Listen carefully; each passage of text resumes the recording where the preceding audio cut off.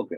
তো আমরা আজকে যেটা একটু তাড়াতাড়ি শেষ করে একটু ছোট্ট ডেরিভেশন, বইয়েরই ডেরিভেশন সেজন্য আমি বেশি টাইম স্পেন্ড করব না। ক্লাস টেস্ট নিয়ে একটু কথা বলতে হবে।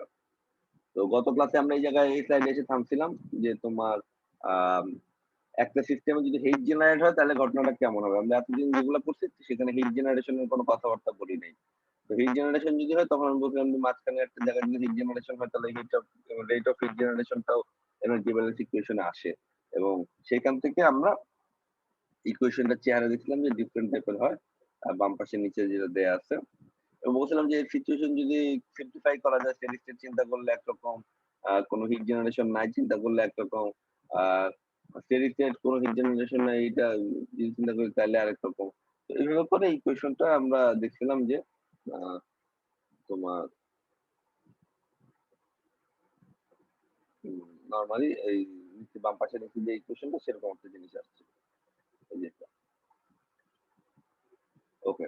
এখন রিয়ালিস্টিক্যালি একটা প্রবলেম দেখি হিট জেনারেশন যদি হয়, তাইলে আমরা ইকুয়েশনটা কিভাবে মানে আমাদের অঙ্ক করার জন্য একটা সিম্পলিফাইড ইকুয়েশন তো লাগবে।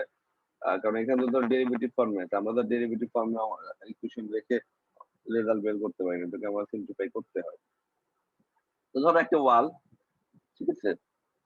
ওয়ালের ঠিক সেন্টার লাইন বরাবর একটা ওয়্যার আছে বা কিছু আছে, যেখান থেকে ওয়্যার না ধরো একটা metal plate, very thin metal plate ওয়ালের সেন্টার বরাবর আছে। সেইখানে একটা ইলেকট্রিসিটি দিয়ে বা যেভাবে হোক হিট জেনারেট হচ্ছে। এবং সেই হিট জেনারেট করার জন্য বলা আছে যে কিউ ডট দেয়া আছে। জানি আমি ইলেকট্রিসিটি ভ্যালু থেকে হয়তো আমি বলতে পারবো যে কতটুকু এনার্জি জেনারেট হচ্ছে এখানে। তো সেই কিউ হলো কিউ ডট হলো heat generated per unit volume. তো এটা মানে সেন্ট্রাল লাইনে আমি সিম্পলিফাই করার জন্য বলছি। সেন্ট্রাল লাইনে যদি জেনারেট হয়ে থাকে তাহলে এক পাশে আ লেন্থ আছে L, আরেক পাশে লেন্থ আছে L। ঠিক আছে? এবং মাঝখানে যখন হিট জেনারেট হবে obviously মাঝখানে টেম্পারেচার হাইয়েস্ট হবে। তো এখানে টেম্পারেচার প্রোফাইলে কার্ভটা দেখো T সবচেয়ে বেশি হলো মাঝখানে। আ এবং তারপর ২ পাশে আস্তে, আস্তে কমতেছে। এবং ম্যাটেরিয়াল যদি সিমেট্রিক মানে একই কোয়ালিটির ম্যাটেরিয়াল হয়, ম্যাটেরিয়ালের কোয়ালিটি কোন ডিফারেন্স না থাকে, তাইলে কিন্তু ২ পাশের ওয়াল টেম্পারেচার একই হবে যদি থিকনেস একই হয়। এল এই পাশে এল থিকনেস, এই পাশে এল থিকনেস তাহলে এই পাশের ওয়াল টেম্পারেচার টিডব্লিউ, এই পাশের ওয়াল টেম্পারেচার টিডব্লিউ হবে। এটা আমরা কমন সেন্স থেকেও বলতে পারি আর ম্যাথমেটিক্যালিও বলতে পারি। এখন যদি এরকম একটা সিচুয়েশন দাঁড়ায় তাহলে আমরা জানি যে এখানে এনার্জি ইকুয়েশনটা হবে d square dt by dx square plus q dot by k equal to 0। dt by dx টা বাদ কারণ এখানে ট্রানজিয়েন্ট আমরা বলতেছি না স্টেডি স্টেট, তো টাইমের বিষয়গুলো এখানে আর আসছে না। এখন এটা যদি হয় তাহলে এটাকে আমার সুন্দর ডেরিভেটিভ করতে হবে। ডেরিভেটিভ করলে মানে সরি আ ইন্টিগ্রেট করতে হবে। ইন্টিগ্রেট করলে আমি আ ইন্টিগ্রেট করলে আমার ইয়েটা চলে আসবে। তো এখন normally second order differential equation যখন থাকে ইন্টিগ্রেট করলে ২ টা কনস্ট্যান্ট আসে। এখানেও আসছে C1, C2।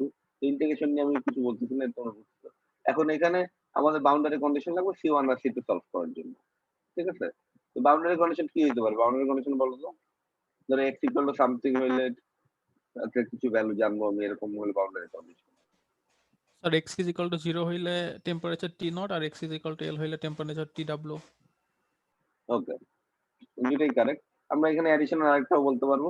x equal to uh minus L যদি হয় তাহলে টেম্পারেচার TW।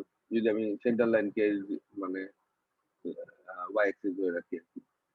তো এই যে লাস্টে যে ২ টা ইকুয়েশন এর boundary condition x equal two L equal to মানে L হইলে T, TW x equal to minus L হলে T ইকুয়াল টু TW। এই পুরা ঘটনাটা আরেকভাবে বাউন্ডারি কন্ডিশন এ এক্সপ্রেস করা যায়। এটা বলতে পারবা কেউ?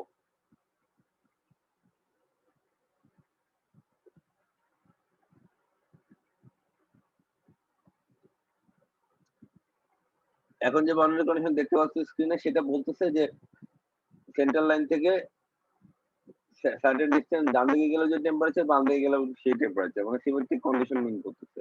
সেম জিনিসটা আমি বলতে পারি যে x ইকুয়াল টু 0 তে dt by dx equal to 0 বলতে পারি?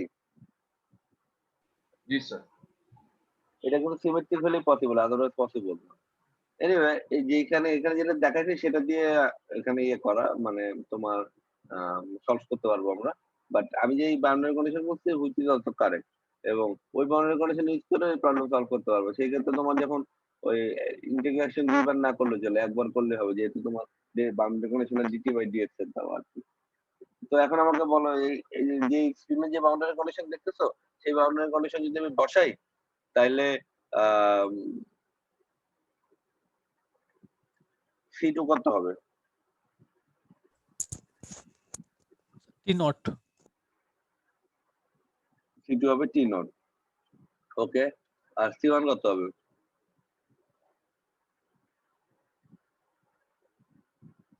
জিরো।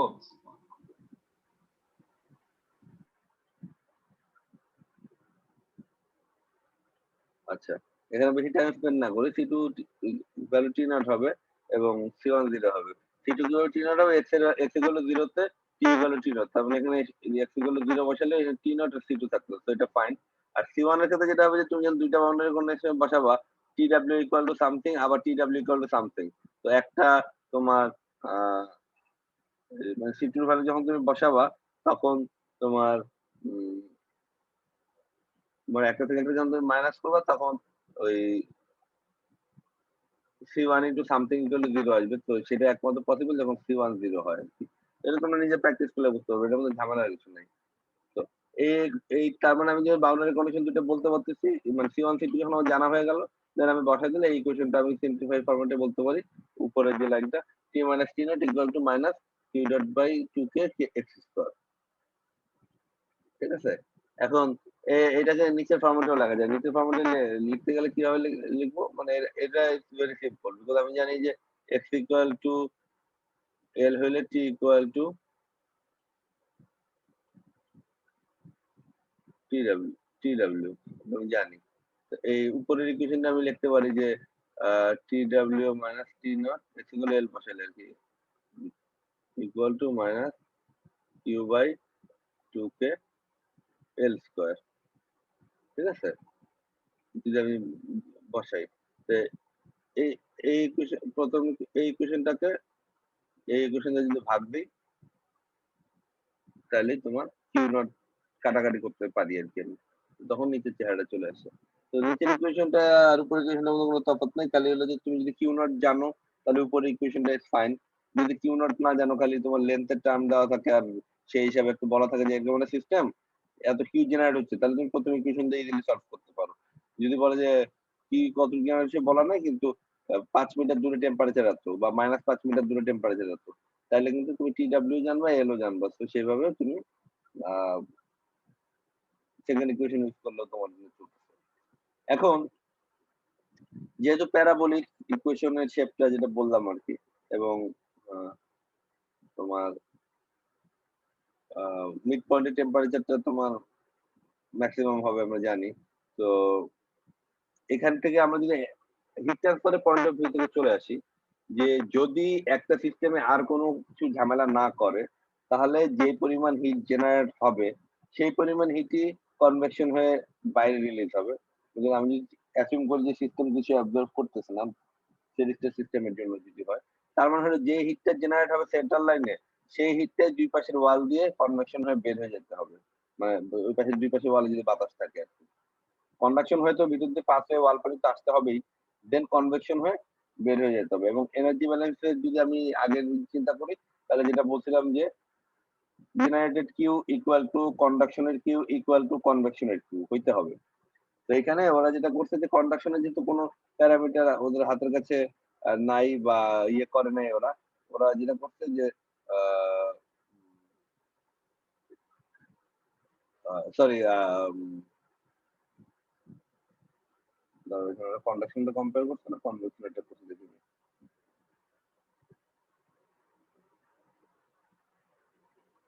আচ্ছা, ওরা ওরা ওরা ওরা কন্ডাকশনেরটাই করছে। কন্ডাকশনেরটাই করছে। তো ডান পাশে যেটা দেখো তুমি, এই যে এটা হলো জেনারেশন। কিউ ডট মানে হলো heat generation per unit volume. A into 2L হলো ভলিউম। 2L হলো টোটাল থিকনেসটা আর এ হলো ক্রস সেকশন এরিয়া। তো এইভাবে টোটাল ভলিউম, এখানে হলো এটা হলো জেনারেশন, পুরোই energy generation equal to conduction. ঠিক আছে? কন্ডাকশন হয়ে তোমার দুই পাশ দিয়ে যেহেতু কন্ডাকশন হচ্ছে, 2 দিয়ে গুণ করছে আরকি। এই দুইটা ম্যাচ করতে হবে। যেহেতু তোমার হিট ট্রান্সফারটা যেহেতু তোমার বলতেছে যে ব্যালেন্স হবে আরকি। এই দুটো যদি ম্যাচ করে, মানে ম্যাচ করাতে হয়, তাহলে এইখান থেকে আমি জানি যে টেম্পারেচার ইকুয়েশনটা যদি এটা হয়ে থাকে, তাহলে এই নিচে ইউজ করার জন্য ডিটি বাই ডিএক্স দরকার আমার। তাহলে এটা ডিটি বাই ডিএক্স করতে পারবো না? ডিটি বাই ডিএক্স করে এক্স ইকুয়াল টু এল এ, ডিটি বাই ডিএক্স করে এক্স ইকুয়াল টু এল করলে আমার আসে হলো এই যে এই জিনিসটা, T W minus T naught by 2l। এই উপরের এই ইকুয়েশনটা ডিটি বাই ডিএক্স করছে, মানে পার্ট ডেরিভেটিভ করতে করে এক্স এর ভ্যালু এল বসাইছি, বসাইলে সবকিছু কাটাকাটি যায়, সুন্দর এই জিনিসটা আসছে। তো এইটার সাথে মাইনাস কে এ আর 2 গুণ করে দিলে আমার এটা হবে আর কি। তো এই জিনিসটা আমি এখন এই ইকুয়েশন বসাই দিতে পারি। তো এই ইকুয়েশন বসাই দিলে আসতেছে হলো যে মাইনাস কে আর 2 গুণ করে ওই জিনিসটা বসাই দিলে আসতেছে তোমার, this is one of the মানে সিম্পলেস্ট ইকুয়েশন যেটা অঙ্ক করার জন্য আমরা ইউজ করতে পারি আর কি। সেন্টার টেম্পারেচার যদি তোমাকে জানতে হয়, ওয়ালের টেম্পারেচার থেকে হিট জেনারেশন কতটা বললেই পারবা, অথবা সেন্টার টেম্পারেচার আর হিট জেনারেশন থাকলে ওয়ালের টেম্পারেচার তুমি বলতে পারবে। এটার মধ্যে আর কোনো ইয়ে নেই। আগের গুলাতে যেটা ছিল যে সবগুলোতে একটা করে এক্স ছিল, এক্স হলো যে কোনো একটা পজিশনে। তো তোমার যদি যে কোনো একটা পজিশন জানা না থাকে বা যে কোনো পজিশনের কন্ডিশন তোমার জানা না থাকে, তাহলে ওই ইকুয়েশন গুলোর দরকার নাই তোমার। এই ইকুয়েশনের মধ্যে কোনো এক্স নাই, সব বাদ থাকবে, জাস্ট নোন ভ্যালু গুলো চলে আসছে, সেন্টার লাইন, ওয়াল, আর হলো কে হলো কন্ডাক্টিভিটি, আর কিন্তু কিছু নাই। তো এখন এইটা যেটা এত কষ্ট করে ডিরাইভ করছি, এই জিনিসটা কিন্তু এখানে দেখো লেখছে যে এটা কিন্তু আরো ইজিলি ডিরাইভ করা যায় অন্য একটা ভাবে কিন্তু কেউ করে যে ওই এখানের কথা বলছে যে এই যে 22-এর যেটা এই ইকুয়েশন, ঠিক আছে, যে আমি একটু আগে দেখাইছিলাম যে টির ভ্যালু টি নট হবে, টি ডাব্লিউ হবে এক্স ইকুয়াল টু এল বসাইলে, সেই যে এখানে ইকুয়েশন করে এটা দিয়ে ভাগ করছিলাম, সেই ইকুয়েশনটা কিন্তু ওরা পার্ট ডেরিভেটিভ দিয়ে দিচ্ছে। এখন এখানে বারবার ঘুরে ফিরে একই জিনিস আসতেছে, তার কারণ হলো এক্স ইকুয়াল টু এল এবং X equal to minus L এ যে T equal to T W which is equivalent to dt by dx x equal at x equal to 0। তো যেহেতু সেম বাউন্ডারি কন্ডিশন, সেহেতু যে যেভাবেই করো এই জিনিসটা তুমি রিচ করতে পারবা, কোনো সমস্যা নেই। তো আমার এই ইকুয়েশনটা ভেরি ইম্পর্টেন্ট, বিকজ এই ইকুয়েশনটা আমরা অঙ্ক করতে ইউজ করতে পারি আর কি। এখন এইটাকেই ফার্দার ইয়ে করে মডিফাই করে আরেকটা ফরম্যাটে দেখাইছে, যে নিচে যেটা T minus T W T naught by T W, এটা হলো যে বলতেছে যে যদি তোমার কোনো সময় মনে হয় যে ওকে আমাকে জিজ্ঞেস করছে যে আমাকে সব টেম্পারেচার দিয়ে বলছে যে আমি সেন্টার টেম্পারেচার দেবো, ওয়ালের টেম্পারেচার তো কিন্তু এখন আমাকে বলে যে সেন্টার থেকে 5 সেন্টিমিটার দূরে টেম্পারেচার কত, হিট জেনারেশন কিছু দেওয়া নেই। তো এইসব কারণে এই ইকুয়েশনটা ইউজফুল আর কি। তো ইকুয়েশন এটা নরমালি ওইভাবে মুখস্থ রাখা লাগে না। এই এই টাইপের অঙ্ক যখন আসে তখন যেটা হয় যে নরমালি দেখা যায় যে ডেরিভেশনটা সহ অঙ্কটা দিলে যেটা হয় যে ডেরিভেশনটার জন্য একটা পার্ট থাকে, সাথে একটু ভ্যালু বসায় অঙ্ক করলে বাকিটা থাকে। তো এরকম আমি নরমালি এই টাইপের ডেরিভেশন যেগুলো মানে সিস্টেমের থেকে ডিরাইভ করতে হয়, এগুলার ইকুয়েশন আমি মুখস্থ করাটা এনকারেজ করি না আরকি, যে এটা মানে খুব একটা বেনিফিট দিবে না তোমাকে এইসব আজাইরা জিনিস মুখস্থ করে রাখলে আরকি। তো আমি চেষ্টা করি যে যদি এখান থেকে অঙ্ক দেয় তাহলে হয়তো এটা ডেরিভেশন সাথে লাগাই দেই, সো দ্যাট তোমার ডেরিভেশনটা করে নিলে ইকুয়েশনের মধ্যে ইউজ করলা। অথবা হয়তোবা কথার কথা আম এইরকম ফরম্যাটের ইকুয়েশন পর্যন্ত আমি দিয়ে দিলাম। দিয়ে তারপরে একটা অঙ্ক দিলাম। সো দ্যাট তোমাকে একটু ১৯-২০ ডানে বামে করলেই তুমি তোমার ইউজেবল ইকুয়েশনটা বাইর করতে পারবে। ঠিক আছে? তো এইখানে এইখানে তোমার উম এটা হলো রেক্টিকুলার সিস্টেমের জন্য টেম্পারেচার প্রোফাইল। এখানে আবার বলতেছি মোস্ট ইম্পোর্টেন্ট ইকুয়েশন হলো এটা। ঠিক আছে? নরমাল সিস্টেমের জন্য এই ইকুয়েশনটা ইউজেবল বেশি, বিকজ হিট জেনারেশনটা তোমার জানার উপায় থাকে। কিভাবে তুমি হিট জেনারেট করতে হবে সেটা যদি তুমি জানো, তোমাকে মেইনলি টেম্পারেচার গুলো ক্যালকুলেট করতে হয়। সেজন্য এই ইকুয়েশনটা বেশি ইউজফুল আরকি। এটা তোমাদের যে হলম্যানের বই থেকেই কিন্তু আমি দেখাচ্ছি। হলম্যানের বই ডেরাইভ করা আছে। ঠিক আছে? তো এজন্য আমি এটার মধ্যে বেশি টাইম স্পেন্ড করতেছি না। এখন সাথে তোমরা আরেকটা যেটা করবে সেটা হচ্ছে, এটা আমি ক্লাসে টাইম নষ্ট হবে দেখে আমি ক্লাসে আলাপ করতেছি না ডিটেইলে। সেটা হচ্ছে সিমিলার জিনিস সিলিন্ড্রিক্যাল সিস্টেমের জন্য করা যায় আরকি, যে সেন্ট্রাল লাইনে যদি হিট জেনারেট হয় আর দুই পাশের ওয়ালের টেম্পারেচার তুমি যদি জানো, তাহলে একই জিনিস আ তোমার এনার্জির ইকুয়েশনটা ১ম এ এরকম থাকবে। এরকম থাকে বাউন্ডারি কন্ডিশন ইউজ করার পরে আলটিমেটলি এই যে এই ইকুয়েশনটা, this is the important equation which looks exactly like তোমার রেক্টেঙ্গুলার ইকুয়েশন। দেখো টি আর টি নট হলো Q L square by 2k, এখানে Q L square by 2k এর জায়গায় এল এর জায়গায় আর স্কয়ার হচ্ছে, 2k এর জায়গায় 4k হচ্ছে, সে স্ট্রাকচারাল জিনিস এক্স্যাক্টলি সেম।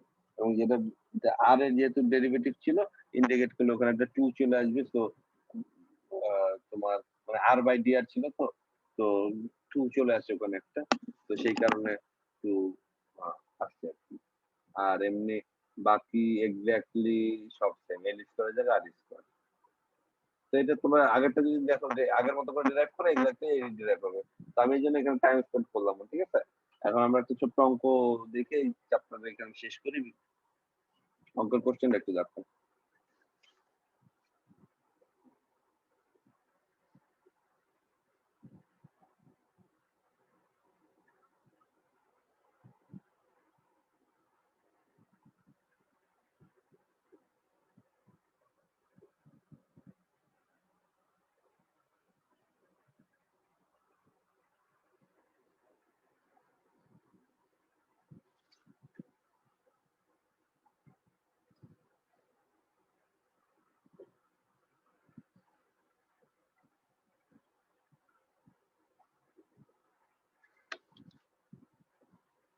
দেখো বলতেছে একটা স্টেনলেস স্টিল ওয়্যারের কথা বলতেছে, যেটা দিয়ে কারেন্ট পাস করতেছে 200 অ্যাম্পিয়ার, তার কন্ডাক্টিভিটি কে দেয়া আছে, তার ডায়ামিটার বলা আছে 3 millimetre diameter, resistivity of the steel may be taken as 70 microohm per centimeter, the length of the wire is 1 meter, ঠিক আছে।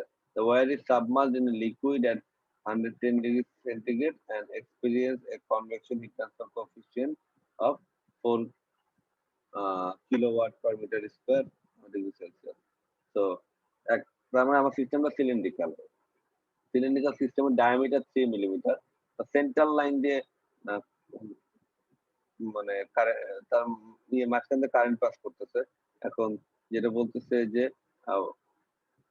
তোমার ওয়াটারের মানে যে লিকুইড আছে সেই লিকুইডের টেম্পারেচার 110 ডিগ্রি আর কি, এবং সেই লিকুইডের কনভেকশনটা হবে এইচ এর ভ্যালু 4 দেওয়া আছে আর কি। তো বলছে calculate the centre temperature of the wire, ঠিক আছে। তো ওয়্যারের সেন্টার টেম্পারেচারটা বের করতে হবে। তো তোমাকে তুমি যদি আগের ইয়েটা দেখো যে আমাকে এই কোয়েশ্চনটা ইউজ করতে হবে, T naught equal to K dot R sorry Q dot R square by 4k plus T W. তো তোমাকে এখানে কিউ ডট বের করতে হবে, কিউ ডটটা কতটুকু এনার্জি যাচ্ছে সেটা, আর তুমি জানো কে তুমি জানো, টি ডাব্লিউটা তোমাকে জানতে হবে। তো এখন আমরা প্রথমে যদি ইয়ে করি, প্রথমে কিউ লাগবে, এখান থেকে কিউ আমরা কিভাবে পাবো? I square R I square R, তাহলে আই তুমি জানো 200 অ্যাম্পিয়ার, আর আর কি জানো রেজিস্টিভিটি থেকে রো ইজ ইকুয়াল টু হচ্ছে আর মানে R is equal to rho L ভাগ রো এখান ইনটু থেকে এল বাই এ। হ্যাঁ মানে রেজিস্টিভিটি থেকে রেজিস্ট্যান্স বের করতে হবে আর কি। তো এটা ইলেকট্রিক্যাল কোর্স তোমরা পড়ে আসছো, তো তাই যদি আমরা করি তাহলে এখানে মানে আই স্কয়ার আর এর জন্য আর দরকার ছিল, সে আরটা ক্যালকুলেট করলো রো এল বাই এ দিয়ে, রোটার রেজিস্টিভিটি করলে 0.099 ওহমের মতো আসতেছে আর। তো এটা দিয়ে যদি আই স্কয়ার আর করো তাহলে কত আসতেছে?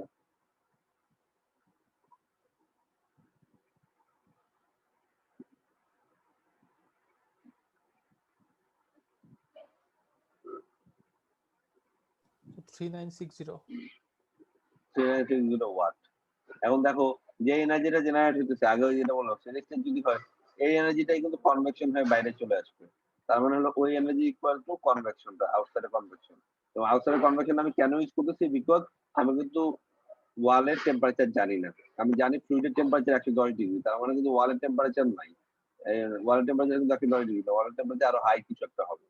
তো ওয়ালের টেম্পারেচারটা জানার জন্য আমাকে এই ইকুয়েশনটা ইউজ করলে আমি ইজিলি ওয়ালের টেম্পারেচার জানতে পারবো, বিকজ এখানে হলো এইচ এ ডেল্টা টি, এর মধ্যে একটা টি হলো তোমার ওয়ালের, আগের টি হলো ফ্লুইডের টেম্পারেচার। তো ফ্লুইডের টেম্পারেচার 110 জানি, এইচ 4 জানি, এ এরিয়াটা হলো এই সিলিন্ড্রিক্যাল ওয়্যারের এরিয়া বের করতে পারবো। তাহলে যে কারেন্ট পাওয়ারটা পাইছো 3960 ওয়াট, এটা যদি ইউজ করো তাহলে তুমি ওয়ালের টেম্পারেচার ক্যালকুলেট করতে পারবো। বলো ওয়ালের টেম্পারেচার তাহলে কত আসছে? এই দেখো এখানে এভরিথিং ইজ নন, খালি টিডব্লিউ টা আননোন।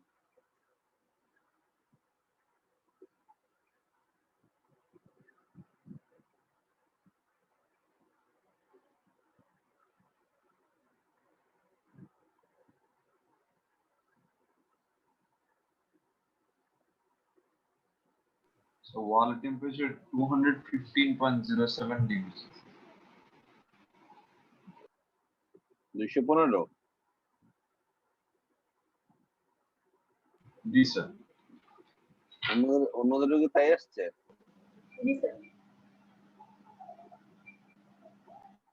আচ্ছা, তো ওয়ালের টেম্পারেচার 215। তাহলে এখন আমি কিন্তু জানি যে ওয়্যারটার ভিতর দিয়ে সেন্ট্রাল লাইন দিয়ে হিট জেনারেট হচ্ছে, আউটসাইড ওয়ালের টেম্পারেচার 215, ফ্লুইডের টেম্পারেচার 110 থেকে আমি ক্যালকুলেট করছি।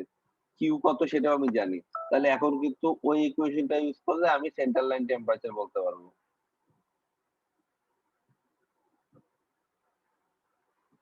কোন ইকুয়েশনটা? এই যে ইকুয়েশনটা, এই যে ইকুয়েশনটা, T naught equal to Q dot R square by 4k plus TW. এখানে আর কিন্তু রেডি আছে, এখানে কিন্তু আর রেজিস্ট্যান্স না, একটু খেয়াল রাখো। এখানে আবার অনেক সময় ভুল করো তোমরা।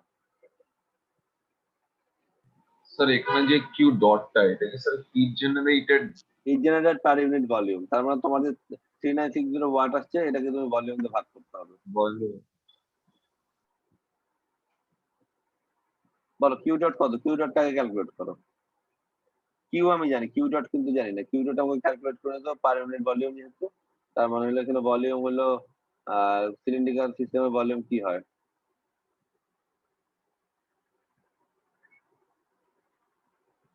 বলো সিলিন্ড্রিক্যাল সিস্টেমের ভলিউম কি হয়? পাই আর স্কয়ার এইচ। পাই আর স্কয়ার এইচ। আচ্ছা ওকে, তাহলে পাই আর স্কয়ার এইচ স্কয়ার আর তুমি জানো, আর এইচ তো 1 মিটার বলছে।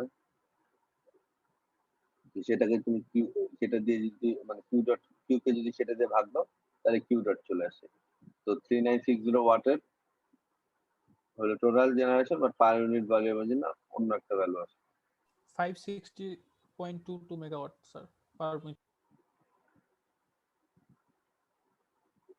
আগে ছিল 3960 ওয়াট, আর এখন মেগাওয়াটে চলে আসছে। ওকে, বিকজ তোমার পাইপের এরিয়া খুবই কম, মানে পাইপটা খুবই ছোট, মানে ওয়্যারটা খুবই ছোট, আর পার মিটার কিউবে বলতে সেই জন্য। Anyway 560.2 megawatt per metre cube. এখন এই কিউ ডট ওই ইকুয়েশনে ডিরেক্ট বসাইলে আমি টেম্পারেচার বলতে পারবো, central line temperature.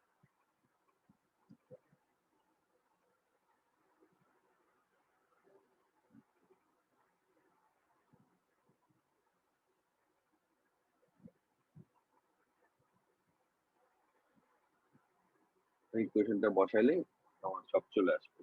Q dot হলো 560, আর হলো 1.5 মিলিমিটার, 4 আর কি এর ভ্যালু দেওয়া আছে 19, আর টিডব্লিউ 215 সব দেওয়া, তাহলে টি নট চলে আসবে। টি নট কত আসতেছে?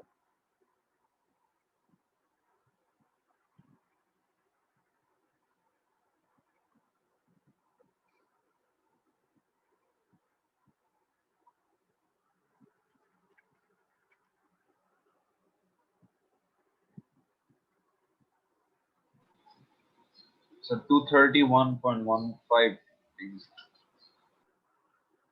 সবারই কি এরকম আসছে? জি স্যার এমনই।